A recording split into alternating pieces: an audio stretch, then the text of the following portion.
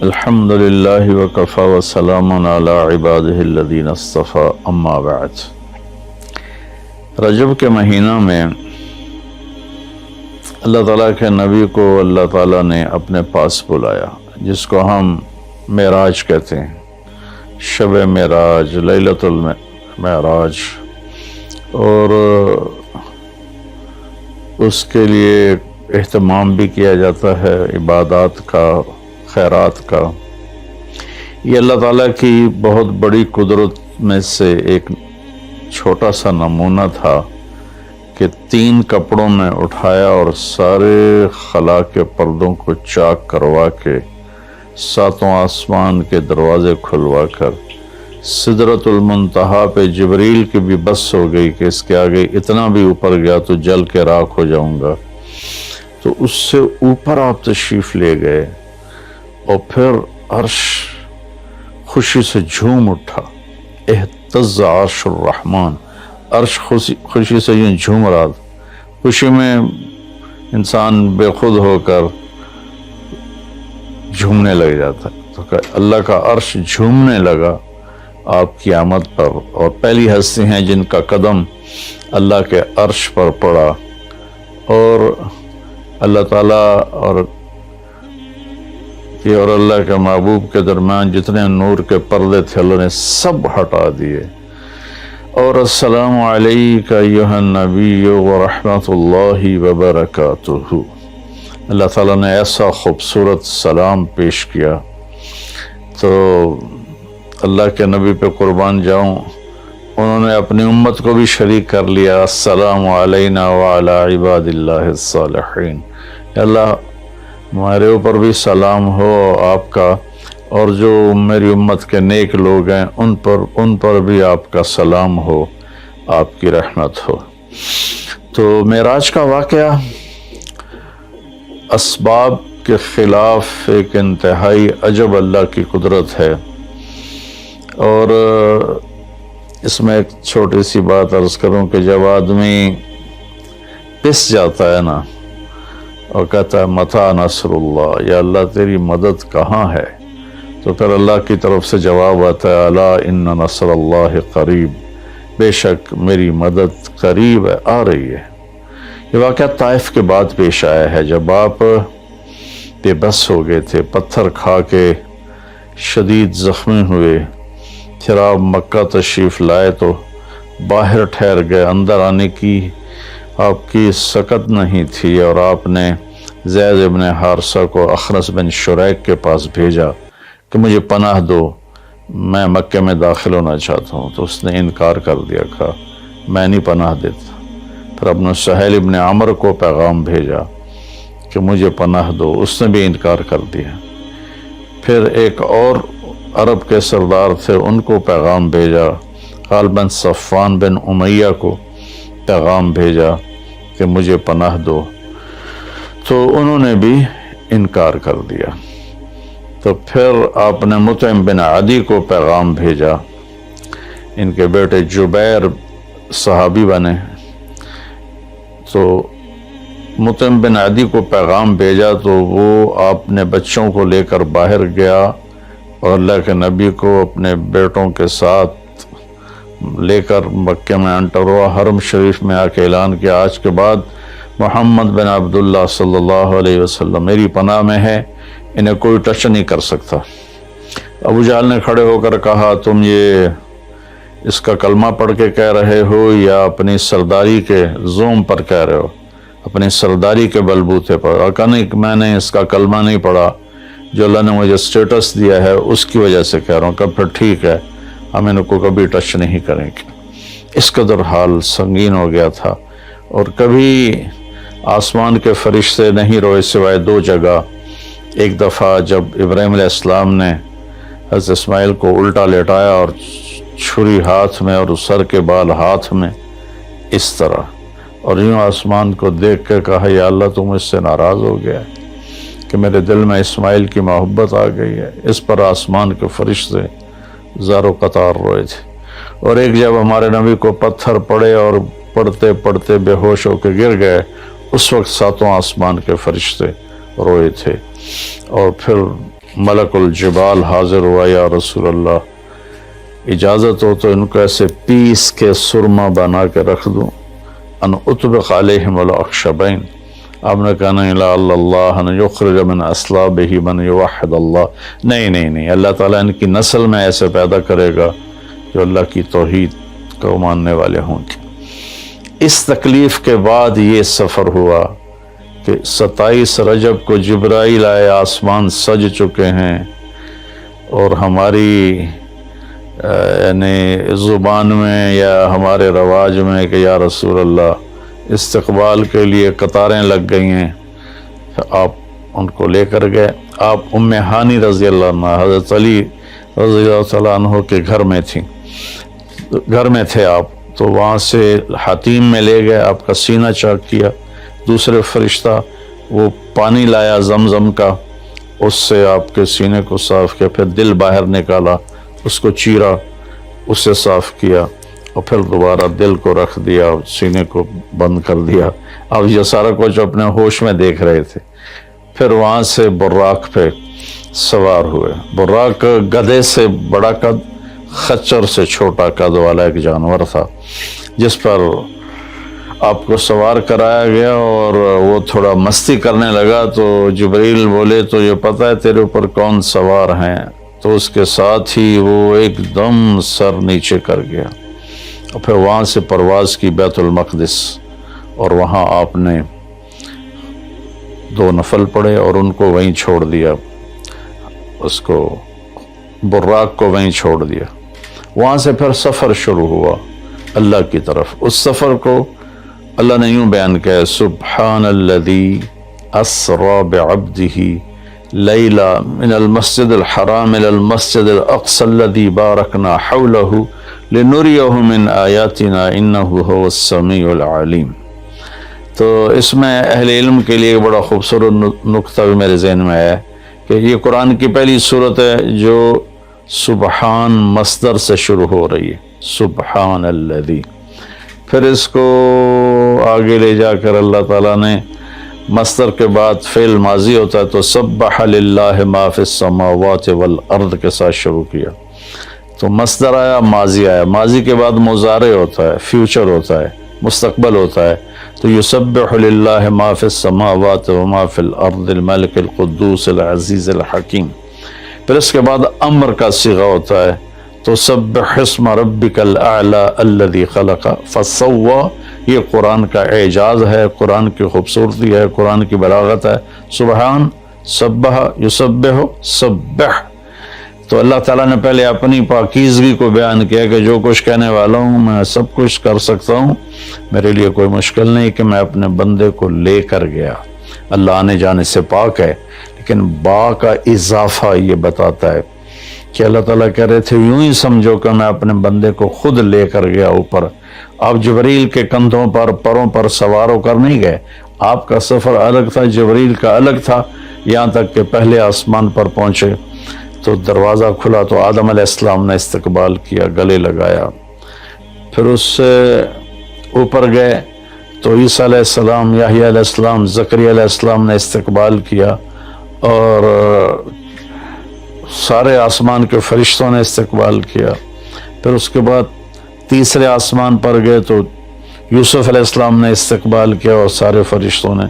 پھر چوتھے آسمان پر گئے تو یونس علیہ السلام نے اور باقی سارے فرشتوں نے۔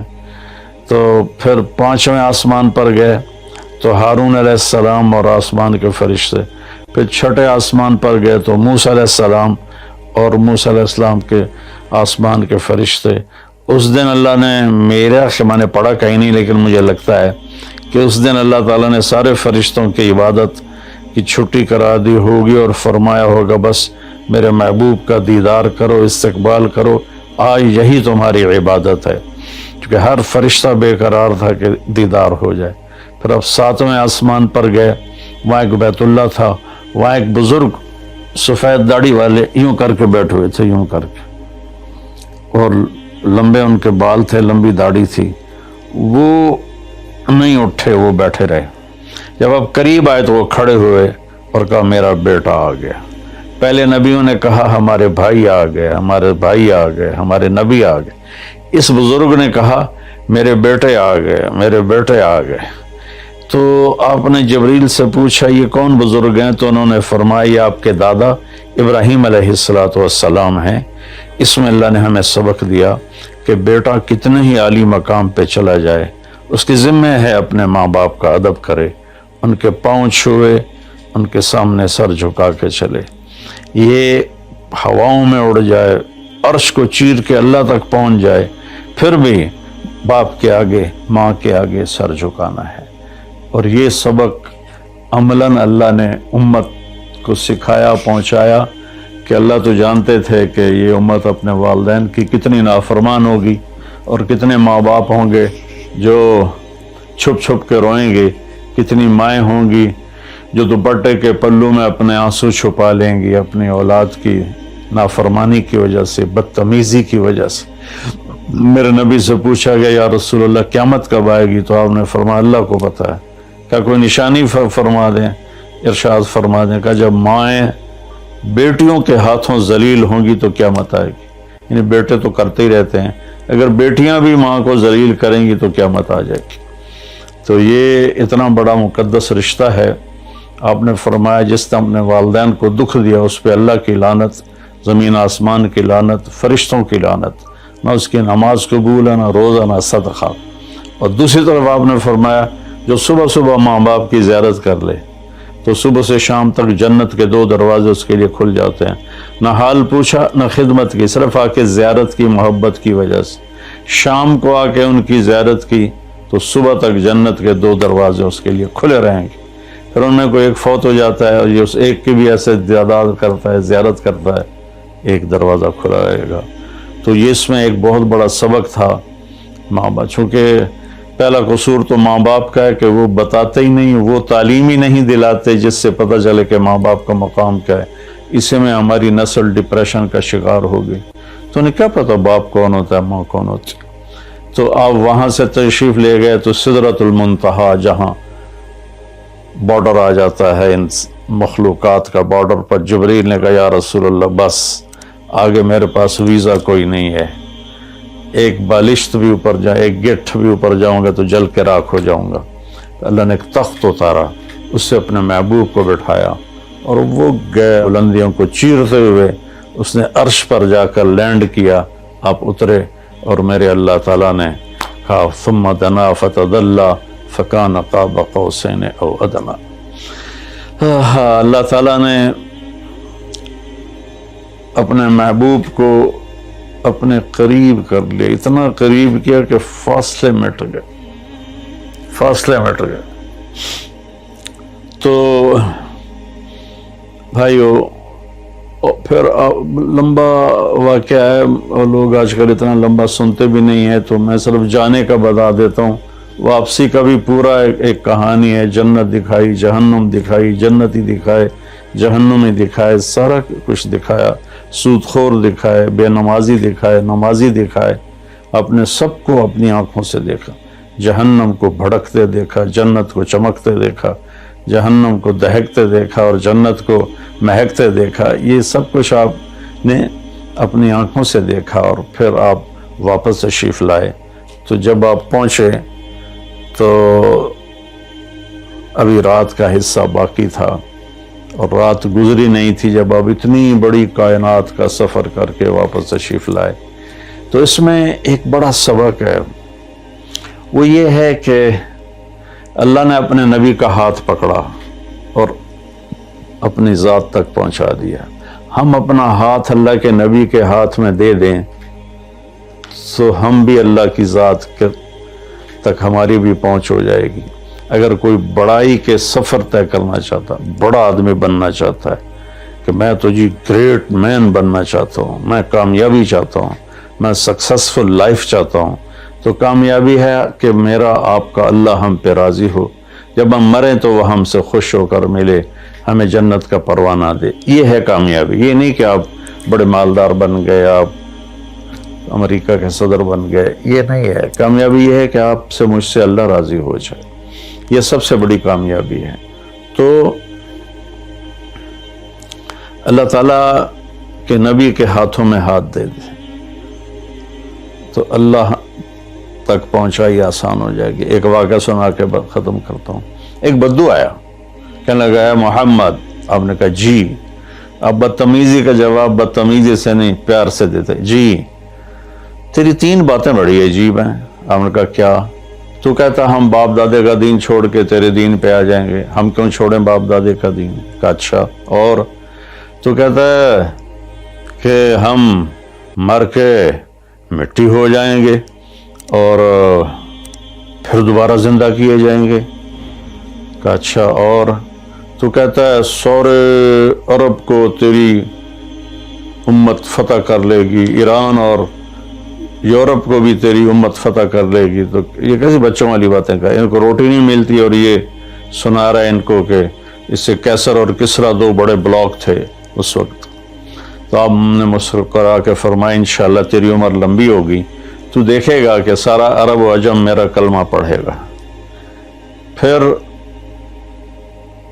تو دیکھے گا کہ سارا عرب و عجم یہاں مدینہ ڈھک کے آئے گا، اور پھر تو دیکھے گا کہ اللہ تعالیٰ قیامت کے دن تجھے بھی کھڑا کرے گا، مجھے بھی کھڑا کرے گا، اور میں تیرا ہاتھ پکڑ کے تجھے یاد دلاؤں گا کہ ہو گیا یہ زندہ ہونا کہ نہیں ہوا۔ تو